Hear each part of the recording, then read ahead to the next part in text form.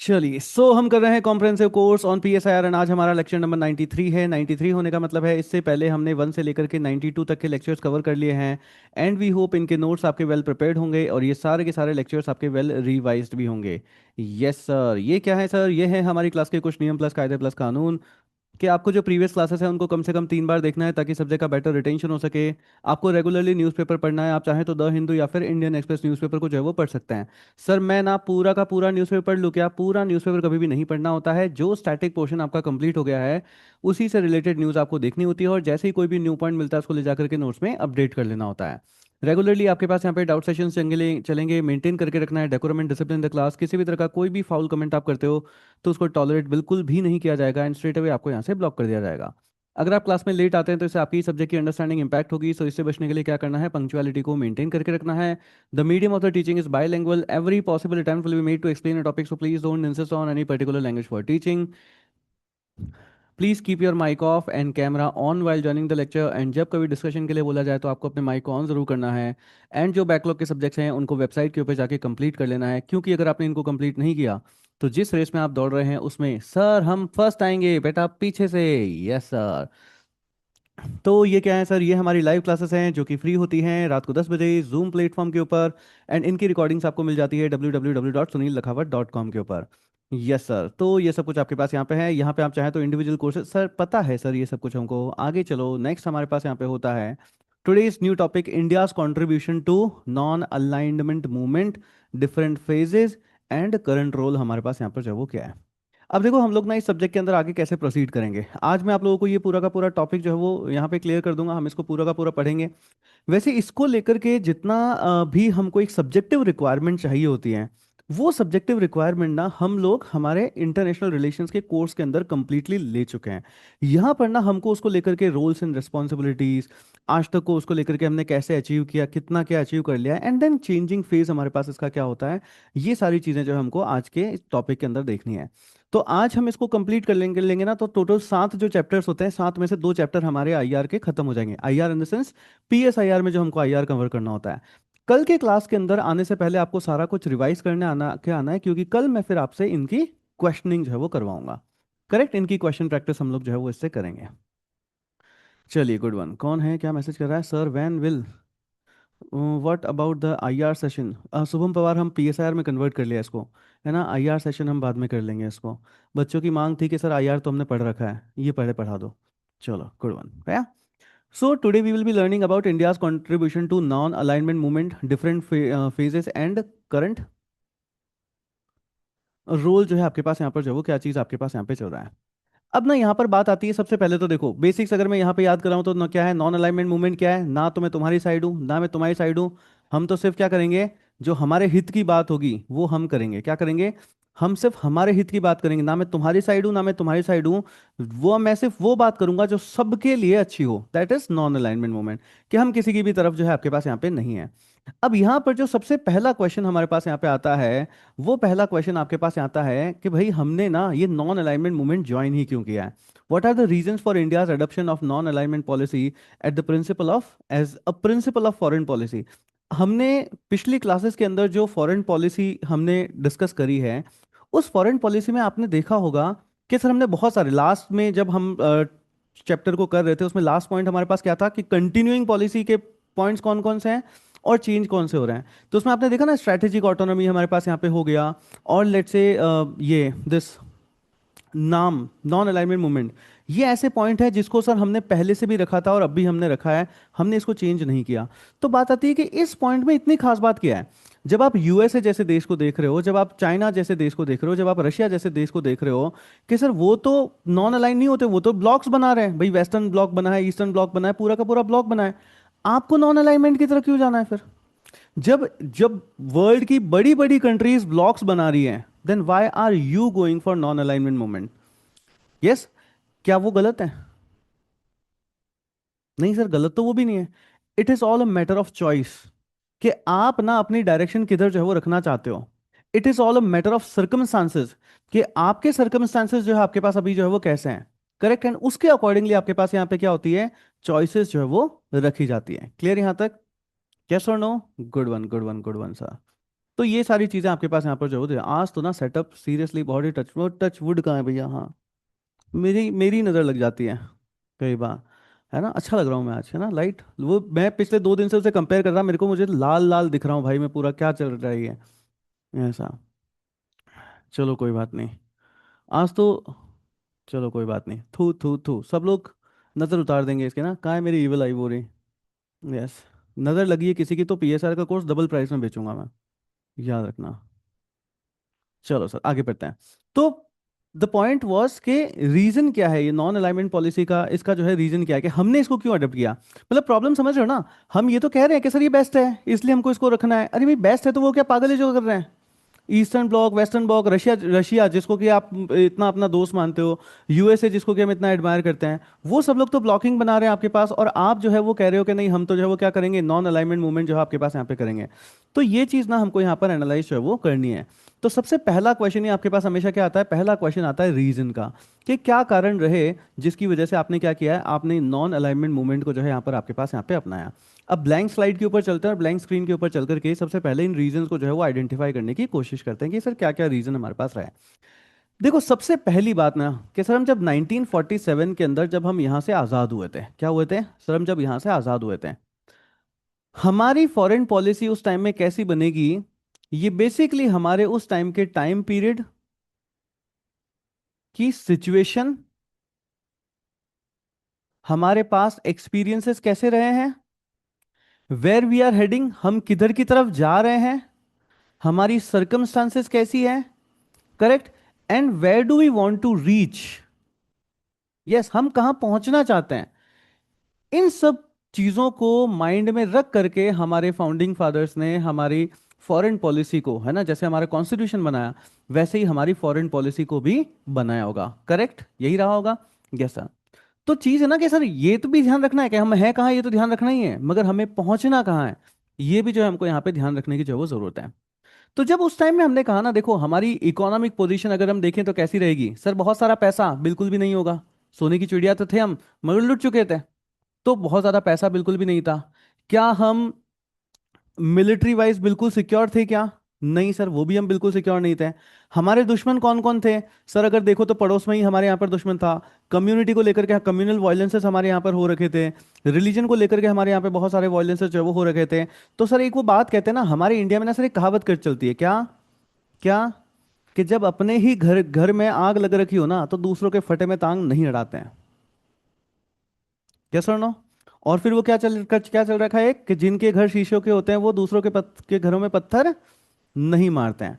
तो बोले जब सब घर में ही आपके आग लग रखी है, हम पहले घर की आग बुझाएं या मोहल्ले का संभालें, यस।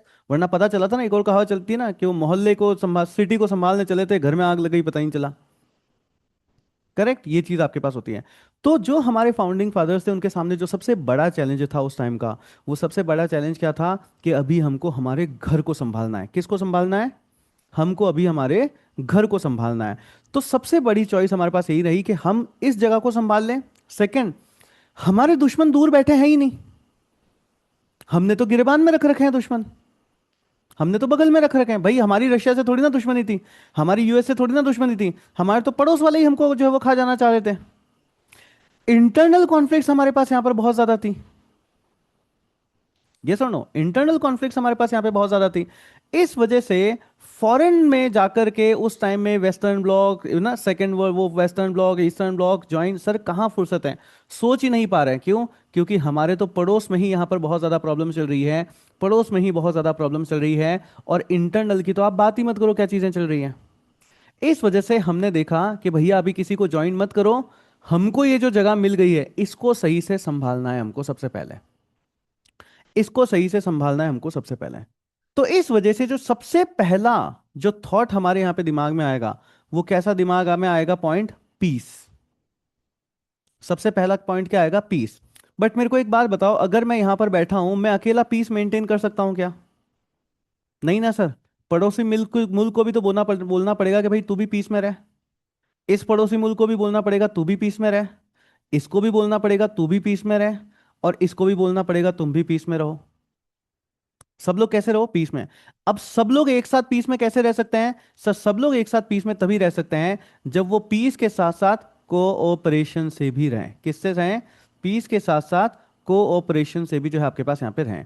तो हमारी जो फर्स्ट हमारे पास यहाँ पे पॉलिसी, हमारे पास जो फर्स्ट पॉइंट हमारे पास यहाँ पे रहेगा, वो फर्स्ट पॉइंट हमेशा कैसा रहेगा? वो रहेगा सर आइडियलिज्म का।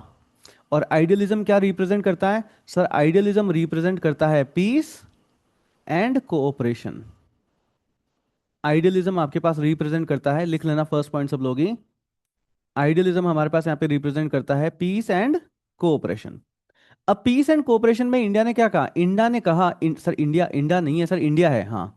इंडिया ने हमारे पास यहाँ पे कहा कि हमको पीस में रहना है, शांति से रहना है। हमको, मैं तो सिक्योर रहूंगा ही रहूंगा, तुमको भी सिक्योरिटी प्रोवाइड करूंगा। मतलब हमको सिर्फ सिक्योरिटी की बात नहीं करनी है, हमको कलेक्टिव सिक्योरिटी की बात करनी है। किसकी बात करनी है? कलेक्टिव सिक्योरिटी की बात जो है वो करनी है। और इसी के साथ साथ रह कर करके हमने एक ब्लॉक बनाया, नॉन अलाइनमेंट मूवमेंट। और हम इंटरनेशनली उनके साथ कैसे डील करेंगे, इसको लेकर के हमने इंटरनेशनल लॉस को पढ़ना स्टार्ट किया। एंड हमने उसके अकॉर्डिंगली हमारी क्या पॉलिसीज रहेगी, ये चीजें जो हमने यहाँ पे करनी स्टार्ट करी। करेक्ट? यस, समझ आया कि सर हमने सबसे पहला वर्ड क्या चुना है? हमने सबसे पहला वर्ड चुना है आइडियलिज्म। क्या है? आइडियलिज्म, जिसका मतलब होता है पीस एंड कोऑपरेशन। और ये कैसे आएगा? जब हम शांति से रहेंगे। ये कैसे आएगा? जब हम शांति से रहेंगे। करेक्ट? ये कैसे आएगा? जब हम कलेक्टिव सिक्योरिटी रखेंगे। ये कैसे आएगा? जब हम इंटरनेशनल लॉस को फॉलो करेंगे सही से। क्या मेरी आवाज सही से आ रही है? एनी इश्यूज करिश्मा? बीच में किसी तरह का कोई भी नेटवर्क इश्यू? नहीं? ओके, तो राधा वर्मा आप अपना नेटवर्क चेक करें। करेक्ट? ये चीज आपके पास यहाँ पर जो है वो रही है। अब बात आती है कि सर ये सब कुछ ना सर होगा कैसे? पीस, कलेक्टिव सिक्योरिटी और इंटरनेशनल लॉस को सही से फॉलो करना, ये सब कुछ होगा कैसे? सर ये सब कुछ होगा अगर मैं अवॉइड करूं। सर किसको अवॉइड करोगे? मिलिट्री अलायंसेस को। कि भैया अगर तुम लड़ने वाला गुटबंधन बनाओगे ना, गुंडागर्दी वाला अगर तुम गुट बनाओगे, तो मुझे उसमें रहना ही नहीं है। तो मिलिट्री अलायंसेस को हमको अवॉइड करना है, ये हमने हमारी फर्स्ट कंडीशन रखी कि मिलिट्री अलायंसेस को हमको जो है वो अवॉइड करना है। एंड सेकंड कंडीशन क्या रखी? कि जितने भी ग्लोबल कॉन्फ्लिक्ट्स चल रहे हैं, जितने भी ग्लोबल कॉन्फ्लिक्ट्स चल रहे हैं, उन ग्लोबल कॉन्फ्लिक्ट्स को हमको रिड्यूस करना है। यस, उन ग्लोबल कॉन्फ्लिक्ट्स को हमको क्या करना है? रिड्यूस जो है आपके पास यहां पर करना है। करेक्ट? सो समझ आया पहला पॉइंट क्या है सर? पहला पॉइंट है कि हमको आइडियलिज्म की तरफ जाना है। आइडियलिज्म का मतलब होता है पीस एंड कॉपरेशन। और ये पीस एंड कॉपरेशन आपके पास कैसे आएगा? ये पीस एंड कॉपरेशन आपके पास आएगा जब हम किसी भी तरीके के कोई भी मिलिट्री अलायंस को ज्वाइन नहीं करेंगे। तो सर अगर मैं मिलिट्री अलायंस को ज्वाइन नहीं करूंगा तो क्या इसका मतलब मेरे को किसी तरह के जो कॉन्फ्लिक्ट्स होते हैं उनमें पार्टिसिपेट ही नहीं करना है? नहीं, पार्टिसिपेट करना है, मगर हम उनको को उनके रिजोल्यूशन के अंदर ही पार्टिसिपेट करना है। अगर वो कहते हैं नहीं हम तो लड़ते मरेंगे, तो उनको दो दो को तलवारें दे दो कि ये लो बेटा, तुम भी रखो, एक तुम भी रखो, जब तक मर ना जाओ तब तक वापस मत आ जाना। करेक्ट? लड़ो, पर हम पार्टिसिपेट नहीं कर रहे तुम्हारी लड़ाई में। करेक्ट? हम तुम्हारी लड़ाई में पार्टिसिपेट नहीं कर रहे हैं। क्लियर? सबको समझ में आया? सबसे पहला वर्ड आइडियलिज्म। ये प्लीज जो ये मैं वर्ड समझा रहा हूं ना, ये बहुत ज्यादा इंपॉर्टेंट है। ये वर्ड अभी आने वाले 15 मिनट के अंदर जो हम वर्ड देखेंगे, आप देखोगे कम से कम 25 क्वेश्चंस के अंदर यही कीवर्ड्स यूज में आएंगे आपके। करेक्ट? यही कीवर्ड्स आपके पास यहाँ पे यूज में जो है वो आएंगे। सो सबसे पहला कीवर्ड क्या है? सबसे पहला कीवर्ड है, हमने अपनाया सर आइडियलिज्म को। हमने अपनाया आइडियलिज्म को। बट ना फिर सर धीरे धीरे क्या होता है, चीजें बदलती हैं। हम तो चल रहे थे आइडियलिज्म की तरफ सर, मतलब मैं समझा नहीं बेटा, तुमने यूपीएससी की तैयारी स्टार्ट करी, तुमने कहा कि मैं डेली के 10 आवर्स स्टडी करूंगा। फिर क्या हुआ? एक दिन पढ़े, 2 दिन पढ़े, तीसरे दिन जो है तुम्हारी मम्मी ने कहा जा सब्जी लेने जाना है, घर का ये वाला काम करना है। तुमने कहा नहीं माँ नहीं, मैं पढ़ाई करूंगा। ठीक है, तुमने एक और दिन 10 घंटे पढ़ाई कर ली। फिर तीसरे दिन फिर से मम्मी ने कहा बेटा आज ये काम है। तुमने कहा नहीं मम्मी मैं पढ़ाई करूंगा। फिर क्या हुआ? मम्मी ने पापा से शिकायत कर दी, और पापा ने बोला बेटा जाके ना पहले घर के काम कर लो, फिर तुम तुम्हारा यूपीएससी का करते रहना। करेक्ट? फिर तुम वापस से पढ़ने लगे, 10 घंटे पढ़ाई करूंगा मैं, दोस्त का बर्थडे आ गया। तुमने सारी चीजों को अवॉइड करते हुए चले गए, और 10 घंटे से तुम 9.5 तो तुम एटलीस्ट मैनेज कर ही रहते हैं। फिर क्या हुआ? फिर कुछ नहीं बेटा, एक दिन तुम्हारी जिंदगी में सर ऐसे क्या, हाँ, एक दिन तुम्हारी जिंदगी में वो आ गई। सर फिर क्या हुआ? हाँ, इसमें तुमको बड़ा इंटरेस्ट आया। फिर हमको प्यार हुआ, पूरी हुई दुआ। तो सर इससे क्या हुआ? सर इससे जो तुम बेटा 10 घंटे डेली पढ़ने वाले थे ना, वो 1 घंटे पे आ गया। सर क्या बात कर रहे हो, हाँ तुमने कहा हम जॉइंट स्टडी करेंगे, साथ में पढ़ाई करेंगे ना, ये पढ़े ना तुम पढ़े। सर ये क्या है, ये है रियलिटी। कब तक भाग लोगे तुम, आइडियलिस्टिक बातें कब तक आप कर लोगे। रियलिटी किसी ना किसी दिन तो तुम्हारे सामने आएगी। समझ रहे हो बात को। यस। आइडियलिज्म आप कब तक चला लोगे, रियलिटी एक ना एक दिन तो आपके सामने आएगी ना। सर इसका यहाँ पे इस सब्जेक्ट से क्या लेना देना है, बेटा बहुत लेना देना है। तुमने कहा हम किसी से लड़ाई नहीं करेंगे, हम किसी से लड़ाई नहीं करेंगे, अरे भैया सामने से वो लोग लेकर के कारगिल वॉर आपके पास यहाँ पे हो गया, चाइना इधर से अटैक कर रहा है, पाकिस्तान इधर से अटैक कर रहा है, कब तक नहीं लड़ोगे। यस, कब तक नहीं लड़ोगे। गांधी जी ने ये तो कहा है कि एक गाल पे कोई थप्पड़ मारे तो कुछ नहीं करना, दूसरे वाले को कुछ कहा ही नहीं उन्होंने। यस, दोबारा मारे तो कुछ कहा ही नहीं। तो बात क्या है सर, बात यह है कि हमको ना एक दिन आइडियलिज्म को छोड़ना पड़ा, और आइडियलिज्म से हम किधर की तरफ चले गए, हम उसके बाद में चले गए रियलिज्म की तरफ। किसकी तरफ, रियलिज्म की तरफ। ये रियलिज्म की तरफ हमारा जाने का जो सबसे बड़ा रीजन था, वो क्या था, वो था सर सिक्योरिटी कंसर्न्स। और सिक्योरिटी कंसर्न्स में भी क्या, कि सर एक तो पाकिस्तान से, और एक अगर हम देखें तो चाइना से। तो पाकिस्तान और चाइना की वजह से आपके पास यहां पर क्या है, कि sir security concerns. Just give me a second. हाँ जी। हम्म।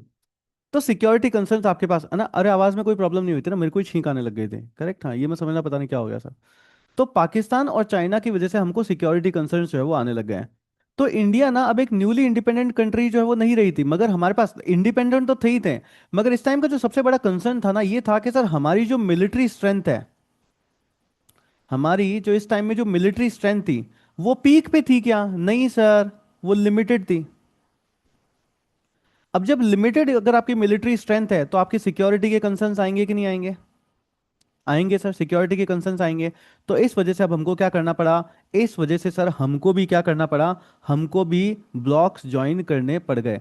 सुपर पावर के ब्लॉक्स जो है हमको भी यहाँ पर जो है वो ज्वाइन करने पड़ गए। तो हमने ज्वाइन तो किया, मगर हमने क्या कहा, हम लड़ाई वड़ाई नहीं करेंगे, हम लड़ाई भिड़ाई नहीं करेंगे। तो क्या हुआ सर, तो समझ में आ रहा ना कि सर हम आइडियलिज्म से स्टार्ट हुए थे, और आइडियलिज्म से हम किधर की तरफ चले गए, हम रियलिज्म की तरफ चले गए। आइडियलिज्म से कहाँ गए, आइडियलिज्म से रियलिज्म की तरफ चले गए। ये दो कीवर्ड सबको समझ में आ गए, नहीं आए, type yes in the chat box. Yes, correct, बिल्कुल सर। फिर क्या हुआ सर, फिर ना एक दिन नेहरू जी खड़े थे। अब सर नेहरू जी को बहुत ऊपर खड़ा कर दिया आपने, थोड़ा सा नीचे खड़ा करो, हाँ नेहरू जी यहाँ पे खड़े थे। हाँ सर, फिर क्या हुआ सर, नेहरू जी को आप इंडिया में खड़ा करो ना, ऐसा लग रहा है तो इंडियन ओशन में खड़ा है। नेहरू जी यहाँ पे खड़े थे, ठीक है सर। बच्चों को समझ ही नहीं आया कि नेहरू जी यहाँ पे क्यों खड़े करने का ऊपर नीचे का क्या मतलब है, समझो तो, रुको तो सही।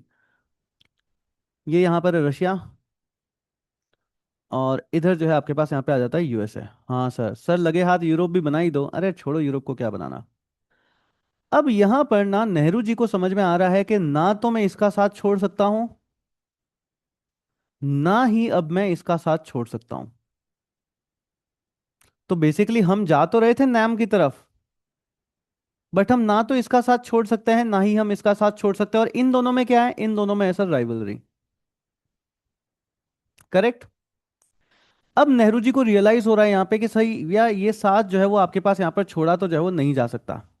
धीरे धीरे ओवर द टाइम इंडिया को ये समझ में आने लगा कि भैया इनका साथ जो है वो हम लोग नहीं छोड़ा जा सकता। क्यों, क्योंकि largest economies of the world कौन है, यही है उस टाइम में। सबसे ज्यादा इंडस्ट्रियलाइजेशन हो रहा है तो किसके पास हो रहा है, इन्हीं के पास में हो रहा है। यस। तो बेटा वो कहते हैं ना कि समुंदर की जहाज में बैठ करके तुम आसमान में नहीं उड़ सकते हैं। समुंदर की जहाज में बैठोगे तो समुंदर में ही उड़ो में ही तैरते रहोगे, और अगर आसमान में उड़ना है तो ऑब्वियसली हवाई जहाज में है तो बैठना ही पड़ेगा। सो मतलब अगर इंडिया को इंडस्ट्रियल ग्रोथ चाहिए, अगर इंडिया को इकोनॉमिक ग्रोथ चाहिए, अगर इंडिया को अपनी पॉवर्टी को एलिवेट करना है, अगर इंडिया को अपने फूड सिक्योरिटी के बारे में सोचना है, तो फिर ऑब्वियसली उसको सर हवाई जहाज में बैठना पड़ेगा। समझ आ गया। जो ग्रोइंग नेशंस हैं, जो इंडस्ट्री में एक्सपर्ट्स हैं, जिनकी इकोनॉमी अच्छी चल रही है, यस, जो फूड के साथ में सिक्योर्ड हैं, हमको ऑब्वियसली उनका साथ आपके पास यहाँ पर लेना ही पड़ेगा। और वहां पे क्या हुआ सर, वहां पे हम बन जाते हैं वो सो कॉल्ड, कहते हैं ना सर कि एक टाइम में जब तुम 2 बार यूपीएससी में फेल हो जाओगे उसके बाद जब उनका फोन आएगा तो उठाओगे क्या? नहीं सर, हम उनको बोलेंगे कि अभी मैं पढ़ रहा हूँ, यस अब हम बाद में बात करेंगे। 2 बार यूपीएससी में फेल हो गए, समझ आ गया ना? सर इसका यहाँ पे क्या मतलब था? इसका यहाँ पे ये मतलब था कि तुम आइडियलिज्म से रियलिज्म की तरफ गए, और रियलिज्म के बाद में जब तुम 2 बार फेल हो गए तो तुम्हें क्या समझ में आ गया कि भैया लाइफ में प्रैक्टिकल होना पड़ता है। क्या होना पड़ता है लाइफ में? प्रैक्टिकल जो है हमको यहाँ पे होना पड़ता है। सर इसका यहाँ पर अब क्या मतलब था? इसका यहाँ पर सिंपल मतलब समझो कि हम शुरू कहाँ से हुए थे सर? हम शुरू हुए थे आइडियलिज्म से, किधर को गए? रियलिज्म की तरफ। और रियलिज्म के बाद में हम नेक्स्ट चले जाएंगे जिसको बोला जाता है प्रेग्मेटिज्म। क्या बोलते हैं इसको? प्रेग्मेटिज्म। ये प्रेग्मेटिज्म का क्या मतलब है सर? प्रेग्मेटिज्म का मतलब है प्रैक्टिकल फॉरेन पॉलिसी।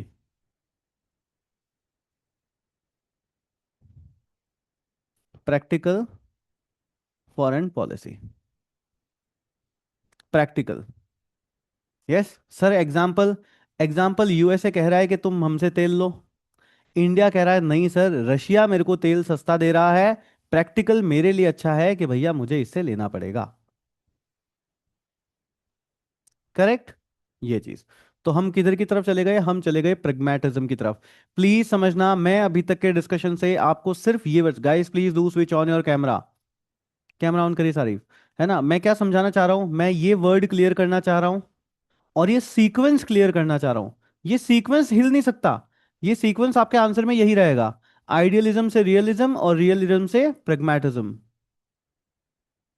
इधर की तरफ जो है हम यहाँ पे चले गए। तो नॉन अलाइनमेंट मूवमेंट हमारा कहाँ जा रहा है सर? आइडियलिज्म से रियलिज्म की तरफ और रियलिज्म से प्रेग्मेटिज्म की तरफ जो हम लोग यहाँ पे जा रहे हैं। क्लियर यहाँ तक? यस। बट फिर क्या हुआ?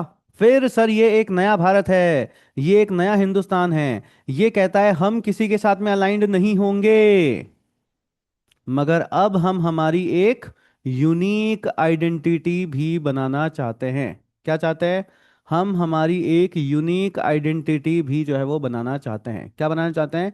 एक यूनिक आइडेंटिटी भी जो है वो बनाना चाहते हैं। और इसको क्या बोला जाता है? इसको बोला जाता है Indian exceptionalism.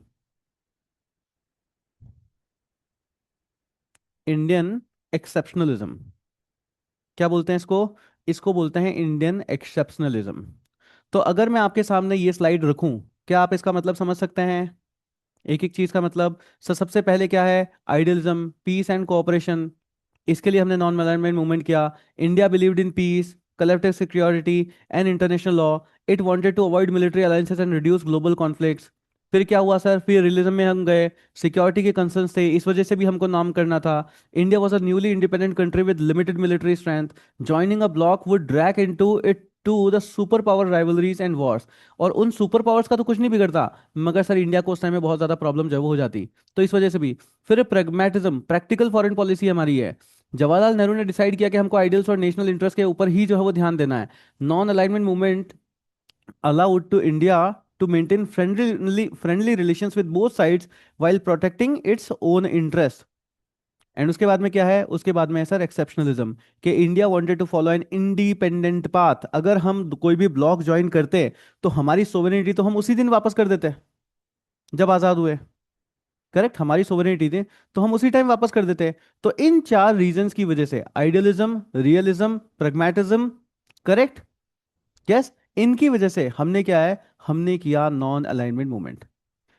Type down all the 4 keywords अगर आपको ये सारे समझ में आ गए। सबसे पहला, क्यों नॉन अलाइनमेंट मूवमेंट ज्वाइन किया? आइडियलिज्म की वजह से। फिर realism, correct, idealism, realism, then pragmatism, and the fourth is unique identity.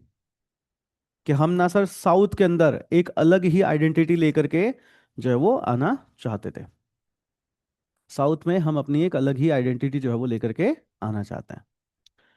चलिए, गुड वन। क्या अभी तक की इतनी क्लास में किसी तरह का कोई भी वॉइस इश्यू आया है?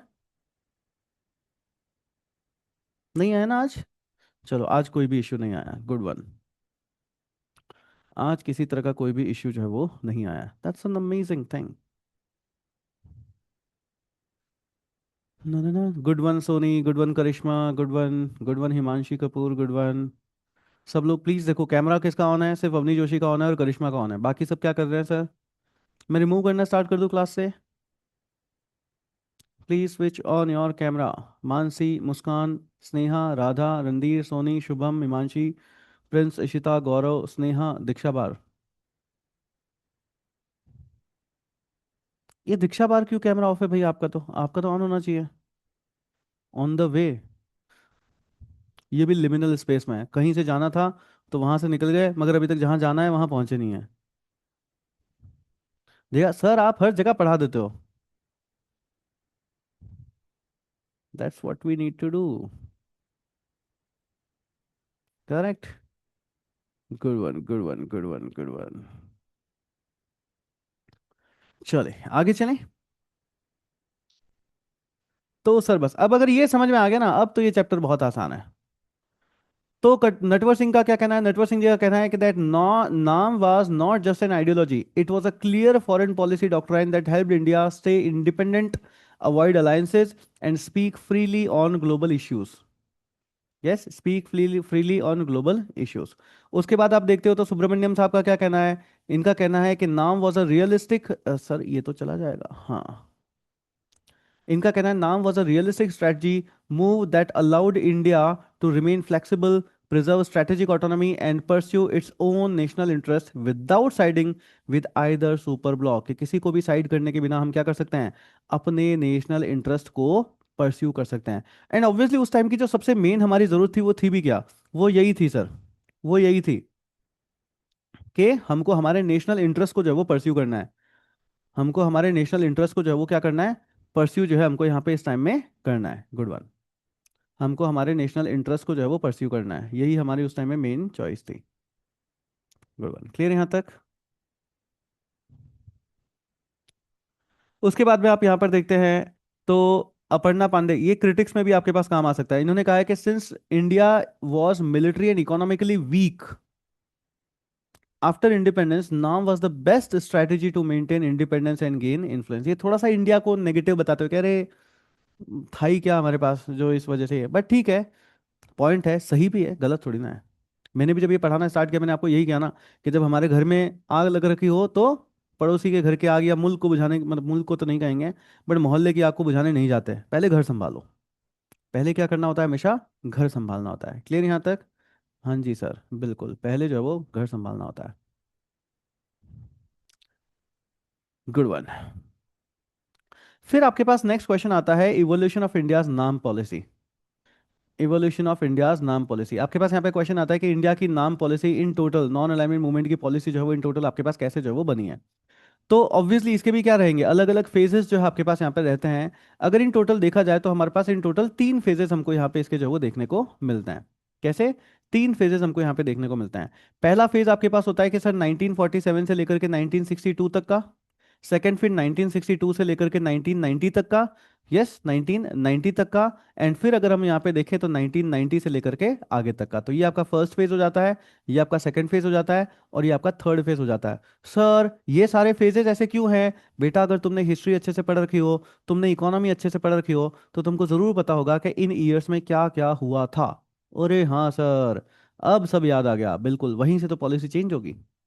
सो 1962 तक हमने आइडियलिज्म को यहाँ पर जो है, मतलब वो कहते हैं ना, देखो चीजें सारी थी, आइडियलिस्ट भी थे, रियलिस्ट भी थे, ठीक है, प्रैक्टिकल भी थे, डे वन से थे।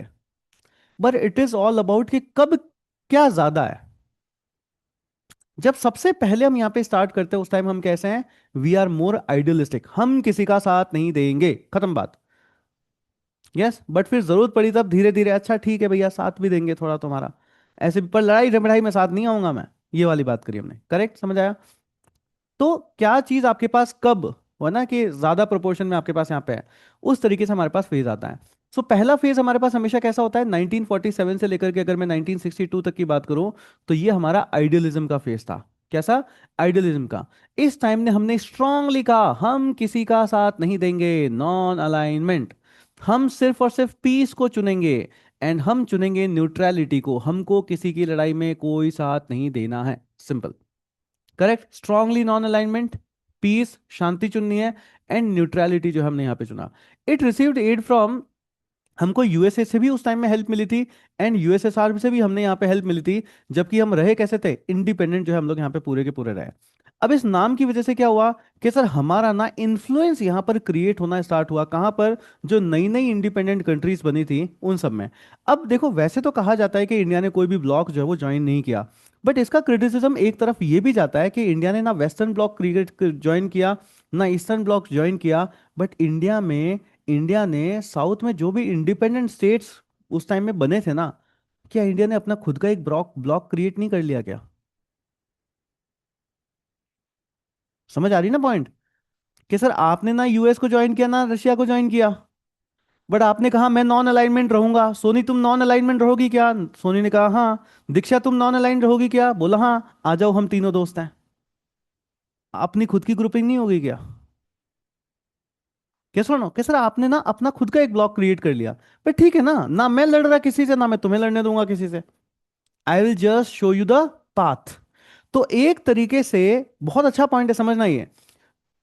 आज अगर मैं नॉन अलाइनमेंट मूवमेंट नहीं कहता और मैं कहता आई एम अ लीडर, अरे भैया लीड किसको करोगे? फॉलोअर भी तो होना चाहिए ना कोई। यस। आज मैं बोल दूं मैं एक टीचर बनूंगा, अरे पढ़ाऊंगा किसको? स्टूडेंट तो होना चाहिए ना। तो India wanted to be a leader. अगर इंडिया नॉन अलाइनमेंट मूवमेंट नहीं करता, अगर इंडिया खुद दूसरे कंट्रीज को खुद से नहीं जोड़ता उस टाइम में कि भाई अगर तुम भी नॉन अलाइनमेंट हो तो आ जाओ हम जो है तुमको गाइड करेंगे, तो इंडिया में लीडरशिप स्किल्स आती ही कहां से? इंडिया को फर्स्ट टाइम अगर किसी ने लीडरशिप प्रोवाइड करी है, वो क्या है? Non aligned movement. Clear? Non aligned movement. और वहीं से हमको पहली बार क्या मिलता है कि सर ग्लोबल, धीरे धीरे ग्लोबल रिकॉग्निशन हमको कहां से मिलना स्टार्ट होगा? वहीं से जो है आपके पास यहां पे मिलना स्टार्ट होगा। ये पॉइंट समझ आ रहा है नहीं आ रहा है सभी को? करेक्ट। बहुत इंपॉर्टेंट पॉइंट है ये, अपने आंसर में जरूर रखना है। तो ये चीज आपके पास यहाँ पे है कि सर धीरे धीरे क्या किया, इंडिया का इन्फ्लुएंस, सर हम लीडर बनना स्टार्ट हो चुके हैं सर। वो साउथ की मूवी में जो डायलॉग होता है वो बोलो ना, a leader has born today. Yes sir, a leader has born today. Yes sir, leader क्या हुआ है? अभी तो जन्म हुआ है सर, अभी तो लीडर का सिर्फ जन्म हुआ है, तो लीडर हैज बॉर्न टुडे। तो नाम क्या है सर? नाम है बर्थ किसका? इंडिया एज अ लीडर का। नॉन अलाइनमेंट मूवमेंट क्या है सर? ये इंडिया एज अ लीडर की बर्थ है हमारे पास यहाँ पे। क्लियर यहाँ तक? जैसा फिर क्या हुआ, धीरे धीरे सर वक्त बदलने लगा।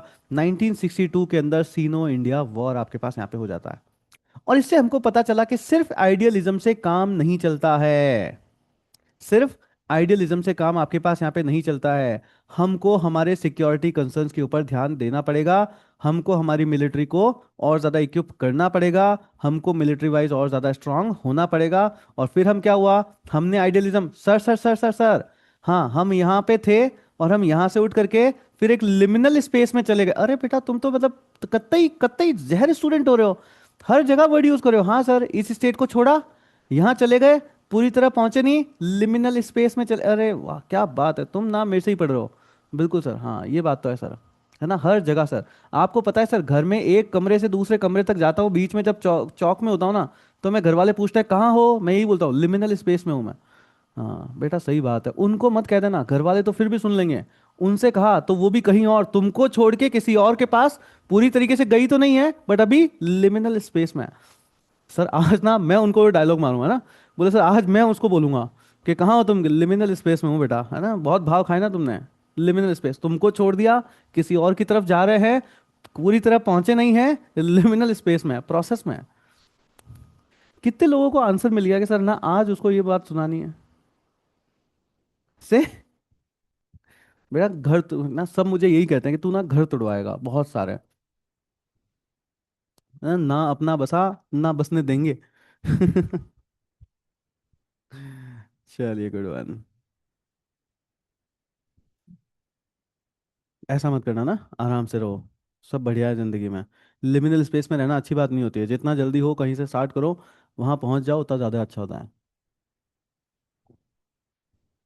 चलो आगे चलें। Good one. So Sino India war के बाद में क्या हुआ सर? सीनो इंडिया वॉर के बाद में हमें पता चल गया कि भैया इसमें कोई मतलब नहीं है, यहाँ से जो है वो आगे निकलना अपना पड़ेगा। तो हम किधर की तरफ चले गए, हम चले गए रियलिज्म की तरफ, एंड हमने किया एक स्ट्रेटेजिक शिफ्ट। क्या किया हमने, किया एक स्ट्रेटेजिक शिफ्ट। तो 1962 के अंदर India became more focused on security and national interest. Security and national interest, कि सर यहाँ पे हम किसके ऊपर, हम सिक्योरिटी के ऊपर ज्यादा ध्यान देने लग गए, एंड नेशनल इंटरेस्ट के ऊपर जो है वो ध्यान में हमने ज्यादा ध्यान दिया। फिर क्या हुआ सर, फिर 1970 अंदर के वन के अंदर हमारी इंडो सोवियत ट्रीटी जो है वो हो जाती है, and it showed India. Sir treaty कर ली, सर सोवियत के साथ में, सर कैसी बात कर रहे हो सर, ट्रीटी कर ली। बेटा स्ट्रेटेजिक शिफ्ट, इसीलिए तो बोला है मैंने। सर ये तो मतलब, सर कैसे, नॉन अलाइनमेंट मूवमेंट है सर, नहीं करना है। बेटा स्ट्रेटेजिक शिफ्ट इसी को कहते हैं, कि देखो जब कभी भी ग्रोथ की बात होगी, आई एम विद यू। जब कभी भी कहते ना कि देखो तुम पढ़ाई की बात करोगी तो मैं पढ़ने आ जाऊंगा, बट तुम बोलो पार्टी करने चलना है, मैं नहीं चल रहा। समझ लो ना, ऐसी वाली दोस्ती। कि तुम ग्रोथ की बात करोगे, इंडस्ट्रियलाइजेशन की बात करोगे, इकोनॉमी की बात करोगे, इन सब चीजों में I am with you. But अगर तुम लड़ाई भिड़ाई की बात करोगे तो हमें इससे कोई लेना देना नहीं है। करेक्ट, हमको इससे कोई भी लेना देना नहीं है। तो ये चीज आपके पास यहाँ पर जो है वो चलती है। सो हमने क्या किया सर, इंडो सोवियत ट्रीटी आपके पास होती है 1971 में। इसने बताया कि देखो क्या है, we have moved away from a strict neutrality. कि सर स्ट्रिक्ट न्यूट्रलिटी तो अब नहीं रही है, बिल्कुल न्यूट्रल अब नहीं है। क्यों, क्योंकि इंडिया को सोवियत सपोर्ट जो है हमको उस टाइम में चाहिए था। तो ये क्या है सर, ये है रियलिज्म, कि भैया करना पड़ेगा, करना पड़ेगा। क्लियर। तो फिर क्या हुआ कि सर इंडिया ने यूएस को क्यों ज्वाइन नहीं किया, क्योंकि यूएस की जो पॉलिसीज की तो उनको तो इंडिया बहुत ज्यादा क्रिटिसाइज करता था। वहां पे क्या था सर, इकोनॉमी इकोनॉमी इकोनॉमी चलता था, वो कैपिटलिस्ट लोग थे। अब देखो यहां से ना ये भी पॉइंट आता है कि सर इंडिया ने यूएस को ज्वाइन क्यों नहीं किया, यूएसएसआर को क्यों ज्वाइन किया। The point is how India was that time. क्या इंडिया उस टाइम में, देखो क्या था सोवियत में एंड इंडिया में, there was similarities, but US में और इंडिया में किसी तरह की कोई भी सिमिलैरिटी ना उस टाइम थी ना आज है। रीजन, आज हम कहीं ना कहीं अगर हम देखें तो हम हमारी सोसाइटी के बारे में सोचते हैं, हम कम्युनलिज्म में मानते हैं, कहीं ना कहीं सोशलिस्ट हैं हम कैपिटलिस्ट नहीं है। और यूएसए तब आज और हमेशा, सर यूएसए का तो एक ही कायदा है, क्या है, वही है कायदा जिसमें अपना हो फायदा। सर यूएसए का तो हमेशा वो कैपिटलिस्ट रहे हैं, and we are not capitalist. तो उस टाइम में इसी वजह से इंडिया यूएस की पॉलिसीज को बहुत ज्यादा आपके पास क्या करता था, क्रिटिसाइज करता था। बट यूएसएसआर की पॉलिसीज जो थी वो सर ऑब्वियसली हमारे जैसी ही एक्सपायर थी हमारे पास यहाँ पे। हम्म, करेक्ट। तो इस वजह से हमने क्या किया, हमने यूएसएसआर के साथ में जो है वो ट्रीटी जो है आपके पास यहाँ पे कर ली। तो ये जो जो ट्रीटी करने वाली बात है वो क्या है, ये एक स्ट्रेटेजिक शिफ्ट था हमारा। कैसा था सर, रियलिज्म की तरफ आपके पास यहाँ पे था। क्लियर यहां तक, ये समझ आया। सो इंडिया ने यूएस की पॉलिसीज को क्रिटिसाइज किया है, एंड क्लोज टाइज कर लिए यूएसएसआर के साथ। और सर ये हमारा दोस्त हमारे काम भी तो आया है, yes or no? So as a result, some Western countries viewed Nam as being indirectly anti-American। आपके पास क्वेश्चन आता है कि नाम एंटी अमेरिकन है क्या, हाँ सर मैं यस बोल दूंगा। अरे यस नहीं बोलना है, लोगों को लगता है, तुम्हें बोलना नो है। यस, कि सर हमको कोई मतलब नहीं है, हमने उनको क्लियर किया था कि जब तुम इकोनॉमी की बात करोगे तब हम तुम्हारे साथ हैं, जब तुम ग्रोथ की बात करोगे तब हम तुम्हारे साथ हैं, बट तुमने लड़ाई भिड़ाई की बात करी तो हमको इससे कोई लेना देना नहीं है। सर ये क्या है, ये है स्ट्रेटेजिक शिफ्ट है। क्या है, स्ट्रेटेजिक शिफ्ट है, ये एक स्ट्रेटेजिक शिफ्ट है। क्लियर यहां तक, यस, गुड वन। फिर क्या हुआ सर, फिर कोल्ड वॉर आपके पास यहाँ पे 1991 के अंदर सोवियत का जब डिसॉल्व हो जाता है। सर सोवियत हाँ टूट गया, डिसइंटीग्रेशन, सॉरी डिसोल्यूशन क्या, डिसइंटीग्रेशन, जब सोवियत डिसइंटीग्रेशन हो गया उसके बाद आपके पास यहाँ पे पोस्ट कोल्ड वॉर हम लोग वापस आ जाते हैं स्ट्रेटेजिक ऑटोनॉमी में, स्ट्रेटेजिक ऑटोनॉमी में। So with the end of the Cold War, NAM became less relevant in its original form. India shifted from towards strategic autonomy की तरफ, हम यहाँ पे जो वो चले गए किधर की तरफ, strategic autonomy। 1991 के बाद में ये keywords हैं, अगर तुमने कहीं 1962 के अंदर strategic autonomy और ऐसे वर्ड्स यूज कर लिए तो गलत हो। करेक्ट। तो यहाँ पे क्या है, हम स्ट्रेटेजिक ऑटोनॉमी की तरफ जो है वो चले गए। We maintain good relations with multiple powers. Sir multiple powers का यहाँ पे क्या मतलब है, मेरे को एक बात बताओ, क्वाड किया है कि नहीं किया है तुमने, क्वाड में रशिया है क्या, नहीं सर, कौन है, यूएस है। तो अब तुम यूएस के साथ भी हो, तुम रशिया के साथ भी हो, तुम कई सारी जगहों पे चाइना के साथ भी हो। सर मतलब धीरे धीरे हम भी क्या कर रहे हैं, वही है कायदा जिसमें अपना हो फायदा। आखिरकार सर जिंदगी में ऐसा लगता है हर कोई लास्ट में जाके खुद के बारे में सोचने लग ही जाता है। सच भी है, सोचना ही पड़ेगा। यस, सोचना ही जो है आपके पास यहाँ पे क्या करेगा, पड़ेगा। तो अब हम किधर की तरफ जा रहे हैं सर, अब हम मल्टी अलाइनमेंट कर रहे हैं। क्या कर रहे हैं, मल्टीपल पावर्स के साथ हम अलाइन हो रहे हैं। बट प्लीज ध्यान रखना, हमने कभी ये नहीं कहा कि दुश्मन का दुश्मन हमारा दुश्मन है। हमने ये कभी नहीं कहा। ना हमने 1947 से 1962 के फेज में हमने ऐसा कहा, ना हमने 1962 से 1991 के फेज में हमने ऐसा कहा, ना हमने 1991 से लेकर के आज तक में कभी ऐसा कहा, और ना ही हम आगे भी कभी भी ऐसा कहेंगे। हम दुश्मन के दुश्मन को ना तो अपना दोस्त समझते हैं, ना हम दुश्मन के दुश्मन को अपना दुश्मन समझते हैं। हम उसके लिए कैसे हैं, हम उसकी सारी दुश्मनी, उसकी सारी दोस्ती के लिए हम कैसे हैं, न्यूट्रल है। सर मतलब वो जो कहते हैं ना कि बीवी तो बीवी नहीं, घरवाली तो घरवाली और साली भी आधी घरवाली, वो वैसा वाला रिलेशन नहीं है कुछ भी ना। ऐसा कोई नहीं है कि नहीं आगे एक्सटेंडेड रिलेशन ऐसी कोई बात नहीं है यहाँ पे। हमारी फॉरेन पॉलिसी में एक्सटेंडेड, सर एक्सटेंडेड रिलेशन ये सबसे बेस्ट एग्जांपल होता है किसी को समझाने का। तो बोलते हैं ना साली आधी घरवाली, ये क्या, ये एक्सटेंडेड रिलेशन, बोले ये चलता है, ये नहीं चलता है भाई। तो दुश्मन का दुश्मन हमारा दोस्त या हमारा दुश्मन नहीं, ऐसा कुछ नहीं है, वी आर न्यूट्रल। हम उससे हमारे पर्सनल रिलेशन खुद देखेंगे कैसा है। अंडरस्टूड, समझ आया। यस। तो हमने कहीं पे भी न्यूट्रलिटी को हमारी ब्रेक नहीं किया है। सो इसका बिगेस्ट एग्जांपल रशिया यूक्रेन के वॉर में हमने किसी की साइड नहीं ली। हमने नहीं कहा कि नहीं सर रशिया हमारा बहुत अच्छा दोस्त है तो हम तो जो है उसकी बात मान लेंगे। हमने नहीं कहा। यस, हमने कहीं पर भी ऐसा नहीं किया। क्लियर यहां तक, समझ आया। Good one, good one, good one, good one guys, good one. तो ये पॉइंट जो है आपको यहाँ पे समझ में आना चाहिए। तो बेसिकली देखो, ये सीक्वेंस ना आपको समझ में आना चाहिए कि सर हम कहाँ थे और कहाँ की तरफ को जो है वो गए। सर सीक्वेंस बना दे, हाँ ब्लैंक स्क्रीन के ऊपर चलते हैं और सीक्वेंस जो है हम बना देते हैं। सबसे पहला क्या था, सन 1947 का टाइम था, और 1947 के अंदर हमारी हुई फ्रीडम। उस फ्रीडम ने हमने क्या कहा, हमने कहा हम करेंगे नॉन अलाइनमेंट मूवमेंट, हमको किसी से कोई दोस्ती नहीं करनी है, हम नाम करेंगे, हम पीस लेंगे, and we will stay neutral. हमको न्यूट्रलिटी की तरफ जो है वो जाना है। सर इसको क्या बोल देंगे, इसको बोल देंगे सर हम आइडियलिज्म। फिर क्या हुआ सर, फिर 1962 का टाइम हुआ। 1962 के अंदर आपके पास हो गया इंडिया सीनो वॉर। इंडिया सीनो वॉर के बाद में हमको पता चला कि हमको सिक्योरिटी के ऊपर ध्यान देना पड़ेगा, और इस वजह से हम किधर चले गए, हम चले गए रियलिज्म की तरफ। किधर चले गए हम, रियलिज्म की तरफ जो हम लोग यहाँ पे चले गए। एंड हमने क्या किया, हमने किया एक स्ट्रेटेजिक शिफ्ट। ये स्ट्रेटेजिक शिफ्ट हमने कैसे किया सर, ये हमने किया इंडिया और सोवियत ट्रीटी के हेल्प से। कि सर हमने इंडो सोवियत ट्रीटी जो है हमने यहाँ पर जो है वो कर ली। फिर क्या हुआ सर, फिर धीरे धीरे अगर हम यहाँ पे देखते हैं तो 1991 के अंदर आपके पास क्या हुआ, कोल्ड वॉर एंड हो गया। जब कोल्ड वॉर एंड होया उसी के साथ साथ सोवियत यूनियन जो थी आपके पास यहाँ पे डिसइंटीग्रेट हो गया। जब ये डिसइंटीग्रेट हो गया तो उसके बाद में हमने क्या किया, सर हम यहां से चले गए स्ट्रेटेजिक ऑटोनॉमी की तरफ। स्ट्रेटेजिक ऑटोनॉमी की तरफ जो है हम लोग यहाँ पे चले गए। अब इसमें एग्जांपल लिखना है कि सर हमने क्वाड भी किया है, हम ब्रिक्स भी कर रहे हैं, हम एससीओ भी कर रहे हैं, सब कुछ देखो, है ना। एससीओ चाइना के साथ में है, ब्रिक्स में देखो रशिया वगैरह ये सब कुछ है आपके पास यहाँ पे, क्वाड में देखोगे तो यूएसए वगैरह आपके पास है। तो सब कुछ ही कर रहे हैं सर, सब कुछ ही हम यहाँ पे जो है वो कर रहे हैं, सबके साथ ही हम लोग यहाँ पे दोस्ती जो है वो बना के रख रहे हैं। तो समझ में आ रहा है, सबसे पहला नाम पीस न्यूट्रलिटी, ये आइडियलिज्म के फेस में लिखना ही लिखना है। फिर जो आपके पास 1990 सॉरी 1962 से लेकर के 1991 वाला जो टाइम है, उसमें स्ट्रेटेजिक शिफ्ट लिखना है।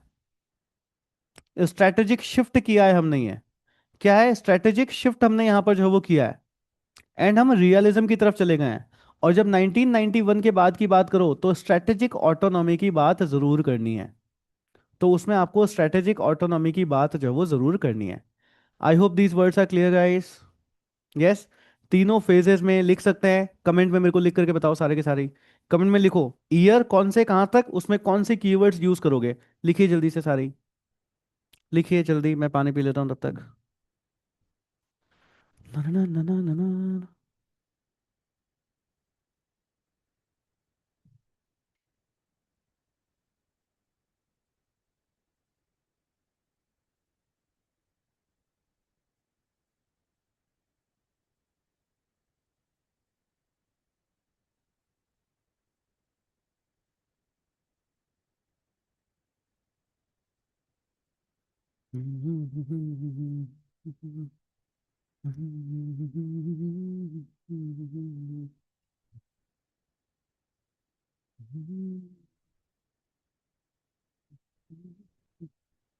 जल्दी से ईयर वाइज, ईयर एंड, और जो लोग भी इसको रिकॉर्डेड देख रहे हैं आपको भी क्या करना है, पॉज करके 2 मिनट में ये सारे वर्ड्स जो है वो लिख देना है। पॉज करके ये सारे वर्ड्स जो है वो लिख देने हैं। बाय द वे अभी तक की पूरी क्लास में कहीं पे किसी तरह का कोई ऑडियो प्रॉब्लम नहीं हुआ, राइट? यस। चलो गुड वन।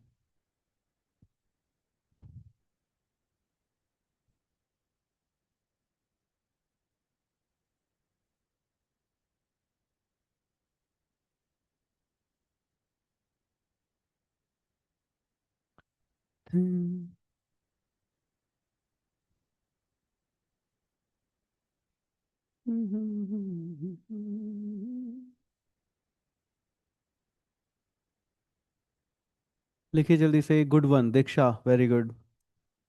आइडियलिज्म फेस लिख दिया, peace neutrality NAM, good one Soni, good one. Class का क्या है, इससे क्लास में ही याद हो जाता है। क्लास का क्लास में ही, अब इसको जब आप सेकंड वॉच करोगे, नोट्स बनाओगे ना, like ultimate clarity, you will get ultimate clarity.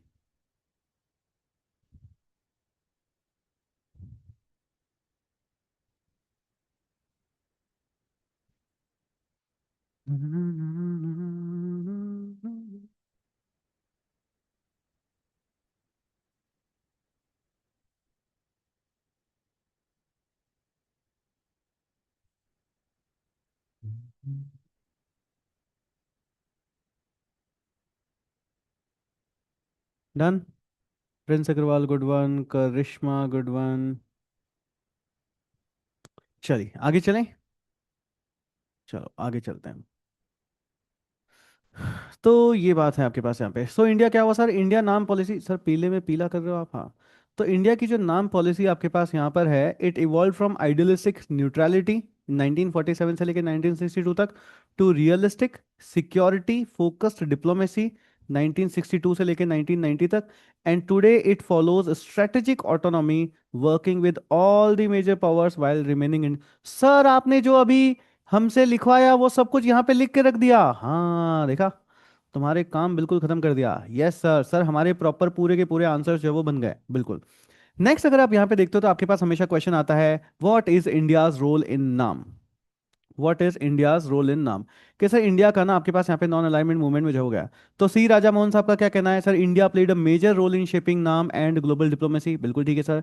Shyam Saran sir का कहना है, even if NAM is less important today, its principle still influence India's foreign policy. Yes, हमारी फॉरेन पॉलिसी को अभी भी क्या करते हैं सर, इन्फ्लुएंस जो है आपके पास यहाँ पर जो है वो करते हैं। तो सर ऐसे कैसे इन्फ्लुएंस करते हैं, तो आप देखोगे जो भी हमारी नॉन नॉन की पॉलिसी है वहां पर देखो हम अभी भी क्या क्या पॉइंट्स जो है वो रखते हैं।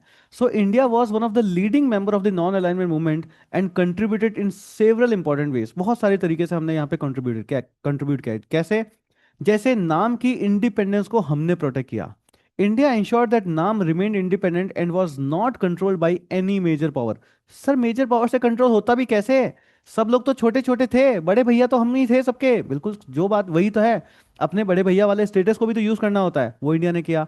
इट कैप नाम relevant even when the global events challenge its importance, कि जब भी इसकी इंपॉर्टेंस को आया तब भी हमने क्या किया है सर, इवन आज भी जब कभी भी बात आती है तो हम क्या कहते हैं, हम कहते हैं ना भैया नाम, हम किसी के साथ अलाइन है ही नहीं। यस, हम किसी के साथ अलाइन है ही नहीं है।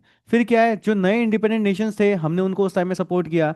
तो इंडिया ने उस टाइम की जो फ्री कंट्रीज थी जैसे अफ्रीका है, एशिया है, उनको पॉलिटिकल एंड इकोनॉमिक डेवलपमेंट के लिए आपके पास यहाँ पे क्या किया है, हेल्प किया। सर क्यों किया, बड़े भैया, बड़े भैया, yes sir. It opposed foreign interferences and supported fair economic growth. फिर हमको देखना मिलता है सर कॉलोनिज्म के साथ फाइट में, इंपीरियलिज्म के साथ में फाइट में इंडिया ने काफी यहाँ पर हेल्प किया। So it inspired by its own freedom struggle, India strongly oppose colonial rule and foreign domination. फिर नाम ने हेल्प किया बहुत सारी कंट्रीज को टू अचीव इंडिपेंडेंस ड्यूरिंग 1960 से लेकर के 1970 तक।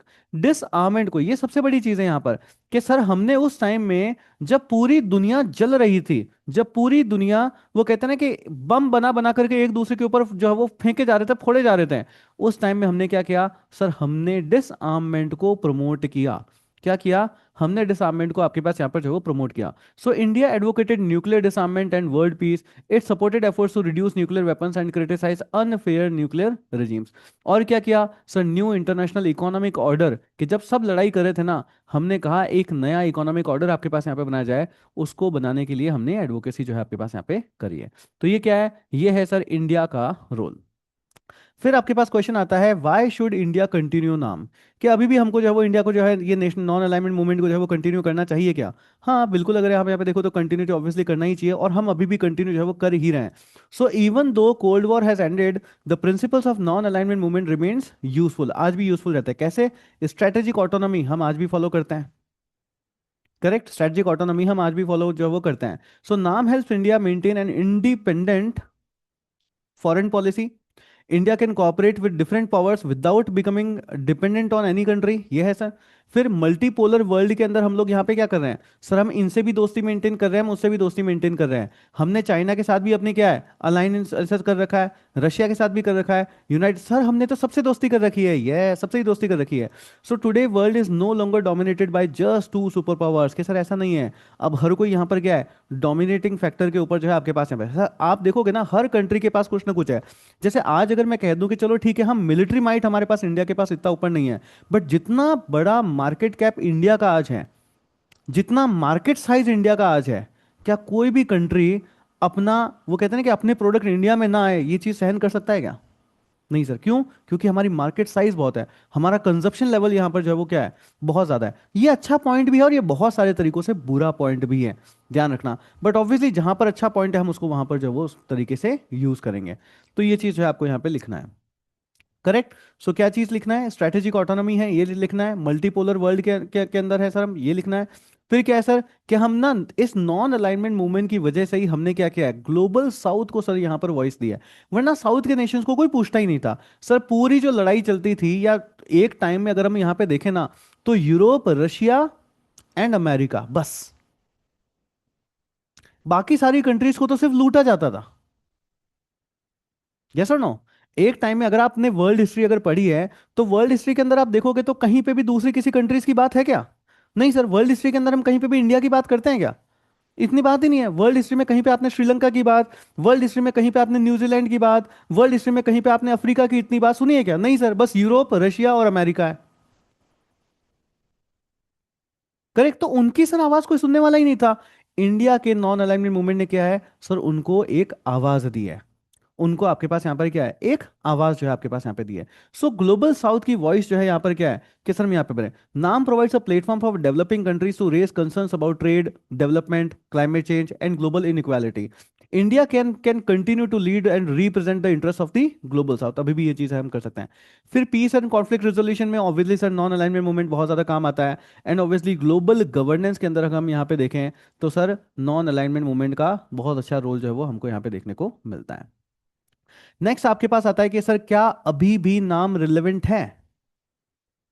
यस। अगेन किस लिए, वही सारे पॉइंट्स। अगर आपको वर्ल्ड पीस को प्रमोट करना है, नॉन अलाइनमेंट मूवमेंट चाहिए। अगर तुम ज्यादा दोस्तियां करोगे तो क्या होगा सर, शकुनी बमा बन के रह जाएंगे, हाँ लड़ाइयाँ कराएंगे, बिल्कुल। फिर अगर आपको अपनी सोवेरेनिटी को प्रोटेक्ट करना है, तो नॉन अलाइनमेंट मूवमेंट चाहिए।